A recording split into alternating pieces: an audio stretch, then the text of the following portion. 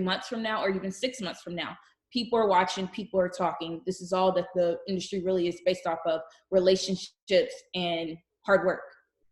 And just to piggyback what she said, like, just honestly, don't feel afraid to start your own shit. Because I feel like, especially in the beginning, people try to make you fit into boxes just to fit what they're looking for, what they want you to do, how they want people to perceive you. And it's just the point, like, how everybody's saying this is relationships. You don't want nobody to make you look crazy. You guys don't want anybody to make you look stupid. It's just the point, like, don't feel afraid to go step out and do your own shit. Like, I feel like this industry, I feel like people are so used to controlling things and controlling music and controlling how everything works. But we have the internet, and a lot of these older execs, like, no offense, it's like they really have no fucking clue what comes next with this shit. So it's just if you can master that and figure out what they can't do and what you're really good at, you're really going to be super successful in this field. Yeah, 100%. On that. Like everybody said, just keep fucking going. Like, if you believe in yourself, just always hold your head high, respect yourself. Don't put yourself in situations where you wouldn't feel good waking up and doing what you're doing every day. If you're working for people that doesn't do good business, obviously that could tarnish your relationships, tarnish your reputation. Some situations aren't worth just having a title on your resume.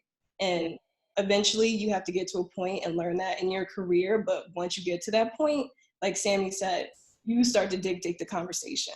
Because it's like, I feel like, especially for me, it's like, for the longest time, people are like, yo, what the hell is she doing? She's in publishing, she's everywhere. And I'm like, yo, nobody's focusing on this whole section of hip hop. Like, we have a whole section where people just aren't, like, execs are like, yo, I wish this shit would go back to how rap used to be, how we can regulate everything. But it's all these really dope ass producers just out there just waiting to have somebody connect the dots. And it's just the point that it's like, that allowed me to come to Sony as an A&R. And now it's like, I'm doing what I love, and I'm doing what I was originally doing from the start, like just putting together really dope shit, knowing really dope producers, just making sure the music is fucking fire. So just keep going and believe in yourself. To tag on what you're saying, I think not only keep going, but I think one of the biggest things that I could say to somebody is to have a thick skin, but also don't let one no deter you from what, because without going into a long story, like I broke into a building to get my first job. I pretended to be a mail courier because I was pissed off that nobody was answering my emails. And I pretended to be a mail courier, went up to Live Nation, and somehow weaseled my way by security and got a meeting with the president, because he was like, who is this psycho that just got up here through security? And that eventually had me working at iHeart, which then ended up with me with Austin Rosen at Electric Feel. And I had been told no so many times. I had doors literally slammed in my face, phones being hung up on, but I was just like, you know what? Like, to what Latoya said earlier, use that for fuel. If you are set on it, keep going. Be like a dog with a bone in your mouth. Do not let it go, because then somebody will see it.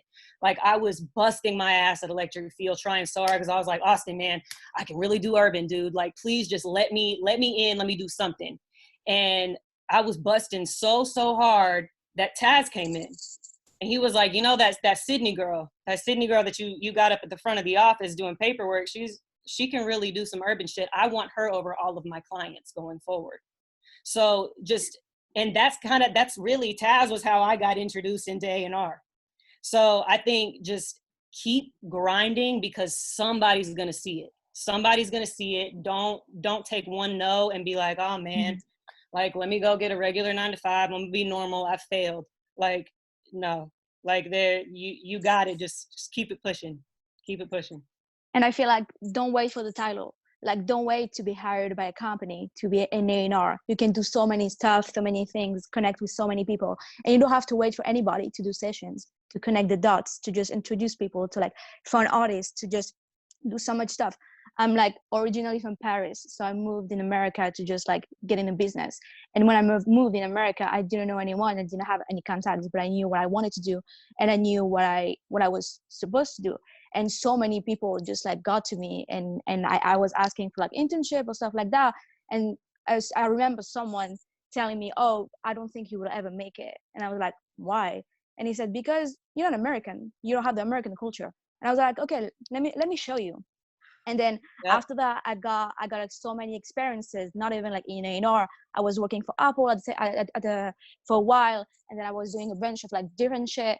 And then turns out, someone opened a door for me. But I was not waiting for someone to open a door for me. I just like broke a door, if I could say that, and built one.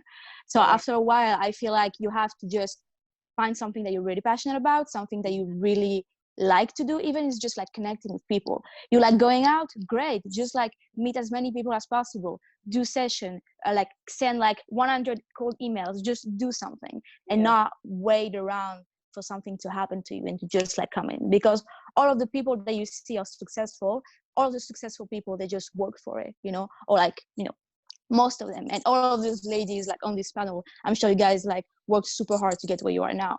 So at the end of the day, it doesn't come just like that. It comes with like hard work and just like dedication.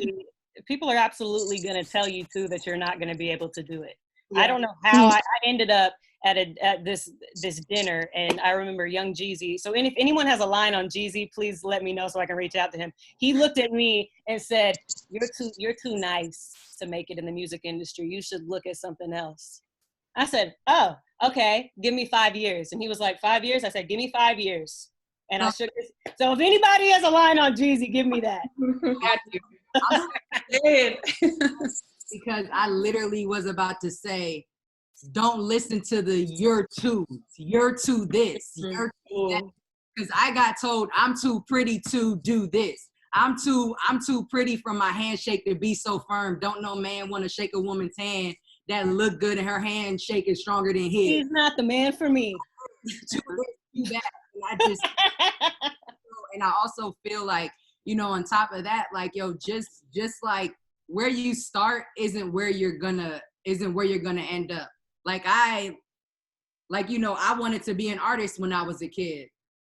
Through high school, I was an artist. In college, I was an artist and a songwriter. By the time I was a junior in college, I became an assistant at Convict.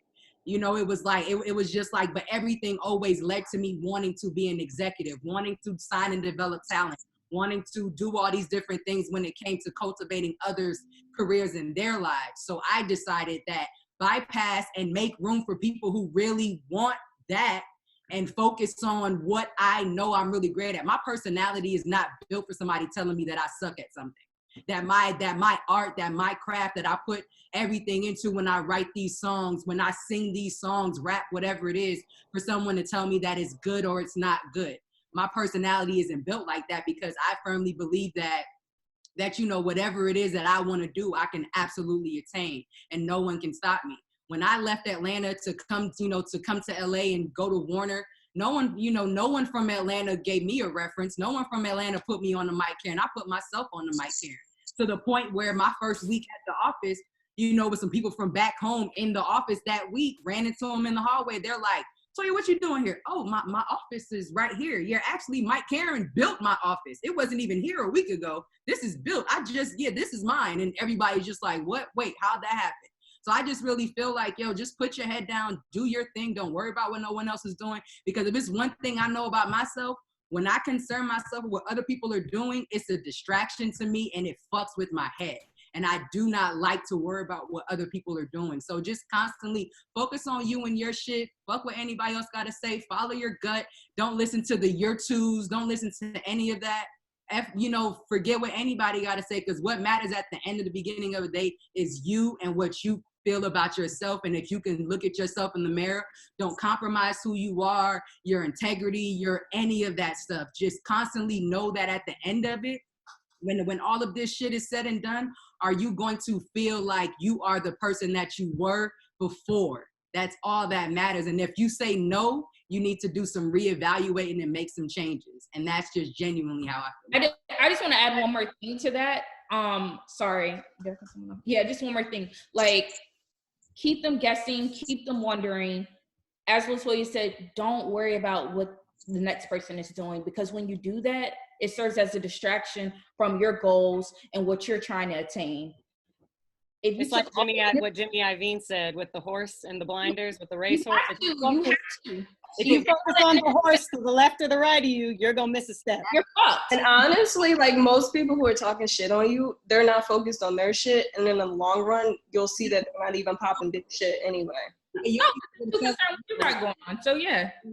There was one thing on like the too much thing that I feel like we didn't touch on in this. I just want to briefly touch on is one thing I've gotten a lot of is that I'm too emotional. And I am emotional, but I handle my emotions really well, which is better than someone who represses their emotions. We're supposed to be. But but like, you know, there are plenty of men who are very emotional who don't want to deal with it. And that's way worse than being really emotional and like processing your feelings and like being able to verbalize them and like work with them. But also my emotions are what make me creative. They are what make me intuitive. They are what make me empathic. They are what make me bond with my artists and make good creative decisions. So don't let anyone ever tell you that you're too emotional. Like By the way, men are emotional as well. Yes. Oh, I miss that. I just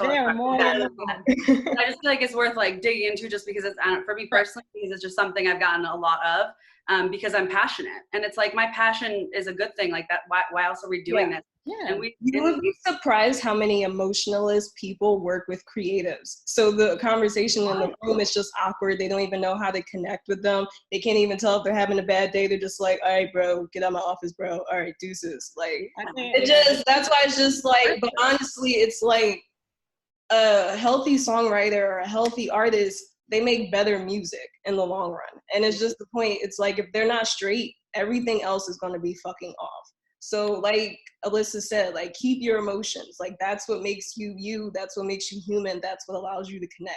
Yeah, I'm not saying be reactive. I'm just saying like if you are an emotional being, own that. It helps you be more understanding. It builds trust and you'll get far further with your artist. But the advice that I can give is saying, like echoing everyone else. For me, it's like I made my whole life about this. I started interning when I was 12 years old. And that's all I've ever done. My whole goal was to like build my resume with just like, I even like worked at a record shop for like, cause I needed to make money, but I was like somehow going to make it about music. And I think, you know, there are not enough producer managers that are women. There are very few. As somebody who started doing it, not a lot of us. So, I mean, start setting up sessions. Like Sammye said, like just reach out to producers, connect them with artists. I know kids that I'm friends with that just graduated college that are doing that. And it's like so inspiring. And I don't know why more people don't do that. Like you can do A&R, and A&R isn't just scouting and bringing people records. It's like actually help make the records. That's how you can really like prove what you can do, because that's the only way to get a job in A&R is to prove that you can do it. So you either need to intern in it or you need to just start doing it.